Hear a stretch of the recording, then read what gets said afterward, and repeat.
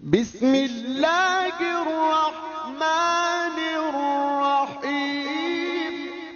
قوم لوط پر اللہ کا عذاب۔ ضبط لوط علیہ السلام اللہ کے ایک برگزیدہ نبی تھے۔ اب حضرت ابراہیم کے دور زمانہ میں اہل صدعون کی رہنمائی کے لیے نبوت کے منصب پر فائز ہوئے۔ صدعون کے آس پاس 5 نہایت ہی خوبصورت شہر آباد تھے۔ یہ علاقہ نہایت ہی سرسبز و شاداب اور قدرت کی فیاضی کا حسین شاہکار تھا۔ یہاں باغات کی کثرت تھی، لہلہاتی کھیتیاں یہاں کی ضروریات سے کہیں زیادہ تھیں۔ اردن، شام اور اسرائیل کے درمیان بسا ہوا یہ علاقہ نہایت ہی زرخیز تھا۔ یہی وجہ تھی کہ آس پاس کے بستیوں کے لوگ بھی اپنی معاشی اور غذائی ضروریات کو پورا کرنے کے لیے ان بستیوں کی طرف آتے تھے، مگر یہ بات صدعون کے لوگوں کو بالکل بھی پسند نہیں تھی۔ ان کے خیال میں ان کی بستیوں میں پیدا ہونے والے پھلوں، اناجوں اور سبزیوں پر صرف ان کا ہی حق تھا۔ وہ نہیں چاہتے تھے کہ دوسری بستیوں کے لوگ ان کے علاقوں میں آئیں۔ شیطان کا ورغلانا۔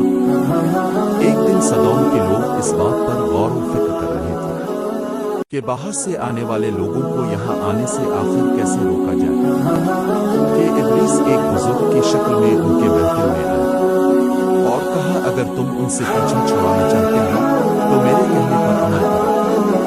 ابلیس نے کہا کہ اگر تم بستیوں کے لوگوں سے نجات چاہتے ہو جو تمہاری بستی میں آ جاتے ہیں تو ایسا کرو کہ جب بھی کوئی شخص تمہارے علاقے میں آئے تو تم لوگ زبردستی اس کے ساتھ اپنی خواہش پوری کرو۔ اس طرح یہ لوگ اس بستی میں آنا چھوڑ دیں گے، پھر اہل صدعون نے اس حکمت کو اپنا پیشہ بنا لیا۔ اپنی نفسانی خواہشات کے لیے مردوں سے بدتری اس قوم کا دستور بن گیا تھا۔ یہاں بے حیائی عام ہو گئی تھی۔ حکمراں، سردار، راؤ سے ہر طبقے میں گھر گھر یہ عمل پھیل گیا۔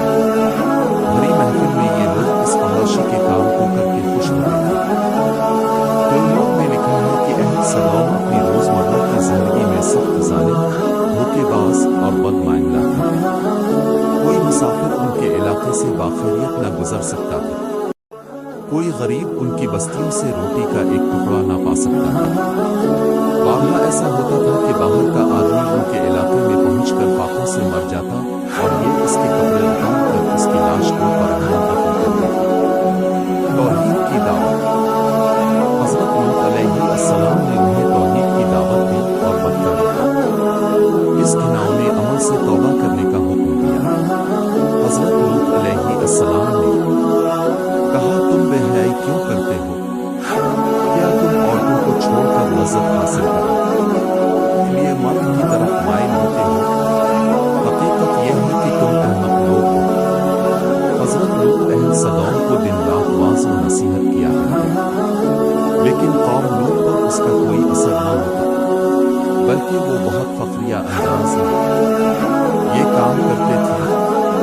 انہیں حضرت لوط علیہ السلام کا سمجھانا بھی برا لگتا تھا، لہٰذا انہوں نے صاف صاف کہہ دیا کہ اگر تم ہمیں اسی طرح برا کہتے رہے اور ہمارے کاموں میں مداخلت کرتے رہے تو ہم تمہیں اپنے شہر سے نکال دیں گے۔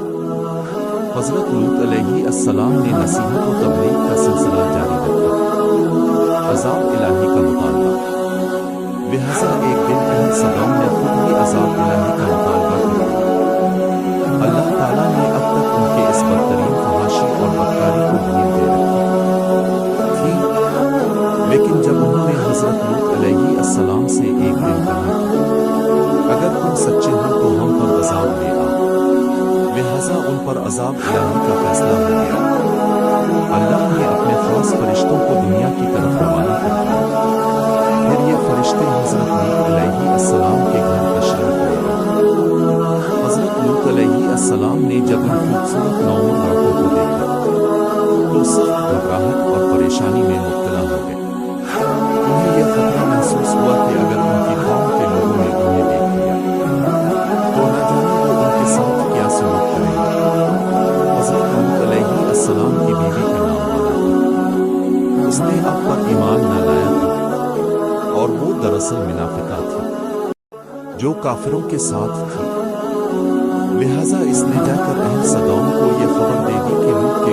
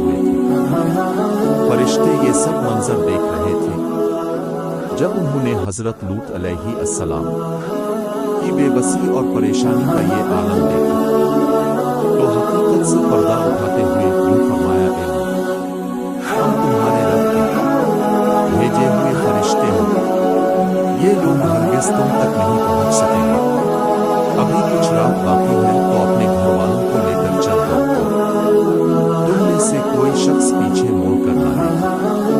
عذاب الہی۔ اہل سدوم حضرت لوط کے گھر کا دروازہ توڑنے پر آئے، لہذا حضرت جبرائیل علیہ السلام نے گھر سے باہر نکل کر اپنے پر ایک کونا انہیں مارا، جس سے ان سب کی آنکھوں کے بھیلے باہر نکل گئے اور بصارت زائل ہو گئی۔ یہ خاص عذاب ان لوگوں کو پہنچا جو حضرت لوط کے پاس بدنیتی سے آئے تھے۔ حضرت لوط علیہ السلام حقیقت حال جان کر مطمئن ہو گئے اور اپنے گھر والوں کے ساتھ رات کو نکل پڑے۔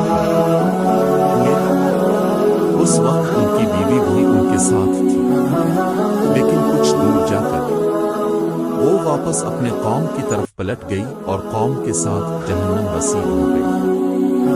صبح کا آغاز ہوا تو اللہ کے حکم سے حضرت جبرائیل نے بستی کو اپنے پر سے اکھاڑ دیا اور پھر اپنے بازو پر رکھ کر آسمان پر چڑھ گئے، یہاں تک کہ آسمان والوں نے بستی کے پتوں کے دھڑکنے اور مرغوں کے بولنے کی آوازیں سنی، پھر اس بستی کو زمین پر دے مارا، جس کے بعد ان پر پتھروں کی بارش ہوئی۔ جب یہ پتھر ان کو لگتے تو سر پاش پاش ہو جاتے۔ صبح سویرے شروع ہونے والا یہ عذاب اشراق تک پوری بستی کو نیز نہال کر چکا تھا۔ قوم لوط کی ان خوبصورت بستیوں کو اللہ نے ایک انتہائی بدبودار اور سیاہ جھیل میں تبدیل کر دیا، جس کے پانی سے رہتی دنیا تک کوئی فائدہ نہیں اٹھایا جا سکتا۔ سمندر کے اس خاص حصے میں کوئی جاندار مچھلی، مینڈک وغیرہ زندہ نہیں رہ سکتے، اس لیے اسے ڈیڈ سی یعنی بحریہ مردار کہا جاتا ہے، جو اسرائیل اور اردن کے درمیان